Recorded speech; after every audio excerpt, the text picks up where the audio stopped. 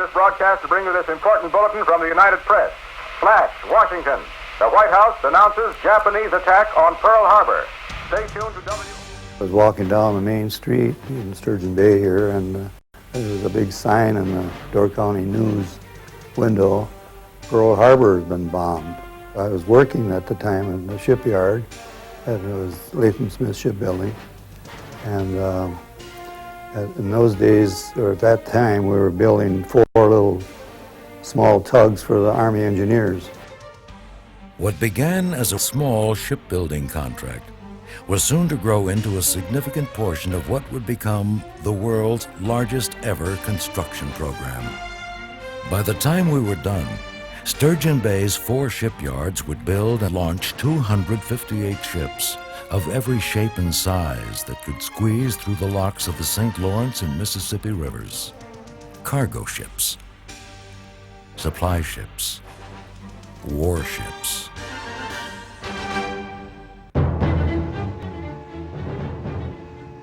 We knew we could do the job. We had the resources in this country to make the ships. We knew we had steel available, and we knew we had copper available for the wiring that was required. So we could do it. We knew we could do the job. And jobs needed to be filled. Statewide advertising campaigns to an income-starved public brought immediate results. I graduated from Algoma High School in May of 1943, and they said that they were hiring at the shipyard, so I drove up to Sturgeon Bay and went to their office, I forget wherever the main gate was, and said that I would like to apply for a job. And so they had me fill out an application, and then, I don't know, someone interviewed me, and they said, "Can you start tomorrow night?" In less than 5 years, total employees at Sturgeon Bay shipyards would explode from merely a handful to over 7,000. We had a stream of cars coming up from Green Bay that you wouldn't believe, because of course work was scarce in Green Bay and we had to work up here. So these people would carpool and come up here in 4 or 5 people in a car. I was impressed by the number of women welders. A lot of very good ladies were welding on all of the shifts and working at other jobs too. I saw the ad in the paper where they needed welders, and so then when I was in high school, I went and took welding nights. You'd have a big long hoses, and you started out at one end, and sometimes you had to go way to the end of the ship, and then you had to find your hookup for where your welding machine was. They were welding machines all over, and you had to do that. You had to haul you had your helmet, and you had a box of rods, welding rods, your whip, and then the big thing, big hose, and it was hard. We'd have to pull them from below the ship up to the top, and then sometimes you had to go down some steps with them, and you had to get extensions even. To accommodate the thousands of new workers streaming into town, Sturgeon Bay dug in and transformed itself from an isolated, sleepy hamlet to a fast-growing, fast-paced boomtown.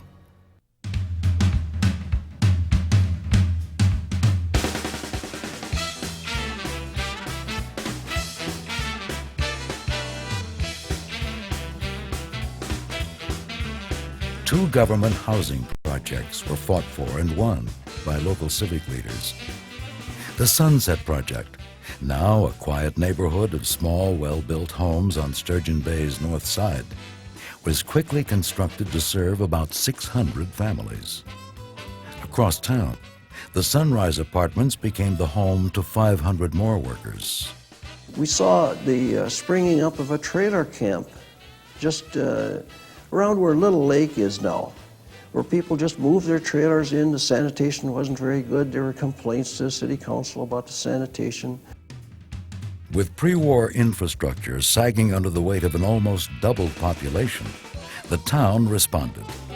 In 1942, a bus line was formed, Sturgeon Bay Transit, to give gas and tire-ration citizens a nickel ride to anywhere on its route. Just 50 miles to the south in Green Bay, another bus line would shuttle workers each day directly to the shipyards. In tribute to the workers from all around northeast Wisconsin, during the war, over 25 million passenger miles would be logged between the two cities.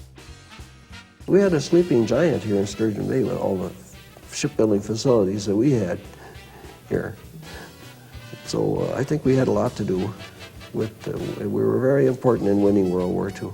The Navy awarded a contract to Latham Shipbuilding to build a subchaser, a PC they called them, and it was the 496 was the first one to build, and they were awarded other contracts afterwards for many more of those same ships, along with other ones that were built for cargo ships, and one other model was a Corvette and water tenders and what have you.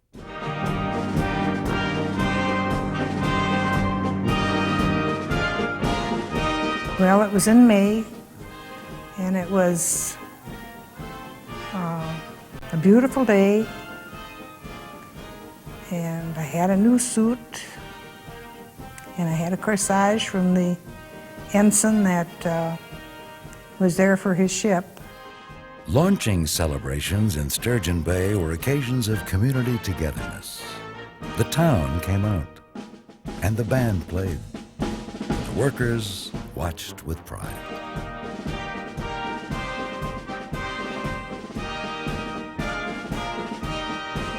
At the launching, mine especially, I was looking down at the men, and they played the Star Spangled Banner as it goes into the bay.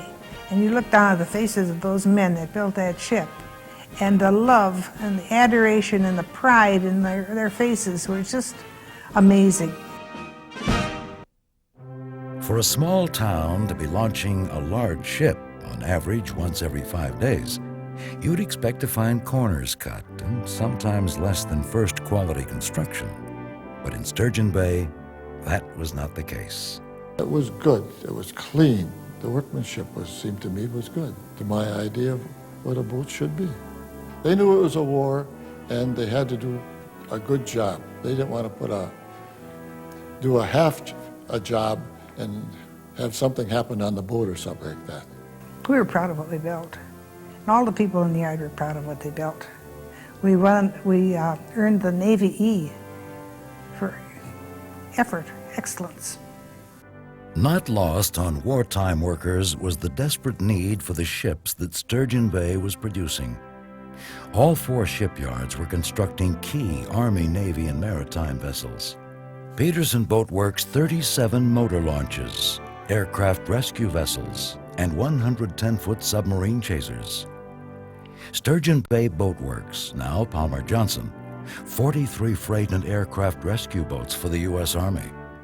And Sturgeon Bay Shipbuilding and Dry Docks 85 tugs, tenders, cargo, supply, and retrieving vessels.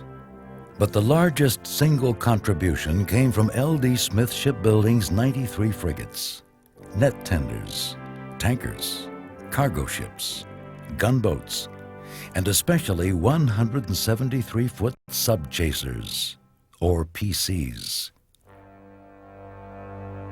Built for convoy duty and patrolling shallow bays in the Atlantic and Pacific, 38 of these depth-charge-laden sub-killers left Sturgeon Bay waters to hunt for the silent, terrorizing Japanese subfleet and German wolf pack. 450 ships were sunk along the east coast of this country by German submarines. That's a lot of tonnage to lose in a short period of time. The people going to Florida in 1941, 42 could see the submarines sinking the freighters right off the coast of Florida while they were out on the beaches. You know, we needed something to combat those submarines. They started out with the PCs, which are sub-chasers. They were about 173 feet by 24 feet. They carried about 73 men. I went aboard the PC in July of 1944 at Tulagi, which is in the Solomon Islands. We would escort ships from Tulagi over to New Guinea and around the islands up there. Launched on the 4th of July in 1942, the PC-590 saw extensive action in the South Pacific. It did convoy duty and escort duty, anti-submarine patrol, which was probably one of our main jobs. We would patrol around the islands and up the channels, looking for Japanese subs that would come in and work these small harbors and wait for the ships to bring convoys to come in. We would run around the convoy trying to pick up the submarine contact, which would be a ping. And if we did, then of course, then we dropped depth charges on it. I never heard anybody say anything negative about the PCs or the ships that were manufactured in Sturgeon Bay. They were all very well thought of. They were extremely important to our war effort. I don't think we would have survived without them.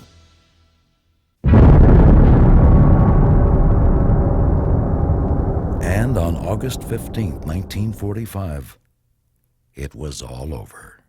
I'm now broadcasting to you from the White House grounds. Have you heard the flag? I am sure. The Japanese offer of unconditional surrender is official. It has been accepted. Sturgeon Bay, Wisconsin, a small town in an out-of-the-way corner of America. But towns are best judged not by size, but by heart, by the contribution of good to the world. And by that measure, by any measure, this town, this very special town, did its job very, very well. It certainly was amazing that this community did what they did, and I don't think that if anybody would have predicted it, they would have ever thought they could have done it, you know. I'd done the best I ever could, and that's the way I try to teach my men to. Do the best you can. And it paid off. I was proud of myself because I did a good job, and I like to do a good job. Yes, I think if I was able, I'd do it again. I really would. We did a beautiful job. They wouldn't even let a little hairline leak of air go by. They'd come in and redo it so that when they went out of here, they were perfect. They were, they're beautifully built ships, and they operated for years and years with no problems. I think Sturgeon Bay was tremendously important to the war effort. I don't think the people outside of Sturgeon Bay realized that, except the people who sailed on the sub-chasers, if they knew where they had been built. They did everything that was expected of them, plus things that were never expected of them. They performed very, very well. And I have nothing but respect for them. I think they did a job well done.